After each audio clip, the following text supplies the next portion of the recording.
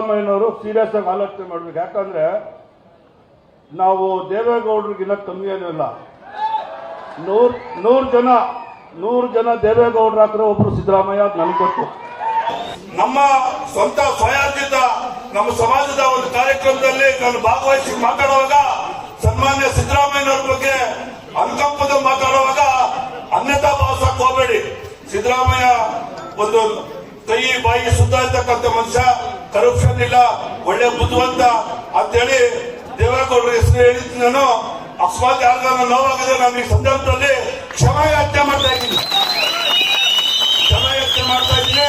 ಅನ್ಯತ್ರ ಭಾವಿಸಕ್ ಹೋಗಬೇಡಿ. ನಾನು ಜಾತಿಗಳ ಬಗ್ಗೆ ಮಾತಾಡಕ್ ಹೋಗಲ್ಲ, ಒಕ್ಕಲಿಗರು ಸರಿ ಇಲ್ಲ ಅಂತ ನಾನು ಹೇಳಿಲ್ಲ. ಆದ್ರೆ ಕೂಡ ಏನೇ ಹೇಳಿದ್ರು ಕೂಡ ಈ ಸಂದರ್ಭ ನನ್ನ ಕ್ಷಮಾಪಣೆ ನಾನು ಕೇಳ್ತಾ ಇದ್ದೀನಿ ಅಂತಕ್ಕಂಥ ಮಾತನ್ನು ಹೇಳಿ, ನೀವೆಲ್ಲ ಕೂಡ ನಮ್ಮ ಓಂ ಶಕ್ತಿ ಇರ್ಬೋದು, ಸಿಎಂಆರ್ ಇರ್ಬೋದು, ನಿಮ್ಮ ಆಶೀರ್ವಾದ ಇರಬೇಕು ಅಂತಕ್ಕಂಥ ಮಾತನ್ನು ಸಂದರ್ಭ ಹೇಳಿ ತಾವೆಲ್ಲ ಬಂದು ಆಶೀರ್ವಾದ ಮಾಡ್ಲಿಕ್ಕೆ ಬಂದಿದ್ದೀರಾ. ನಿಮ್ಗೆಲ್ಲರೂ ಕೂಡ 100 ನಮಸ್ಕಾರ ಅಂತ ಹೇಳಿ ನಾನು ಮಾತು ಮುಗಿಸ್ತಾ ಇದ್ದೀನಿ.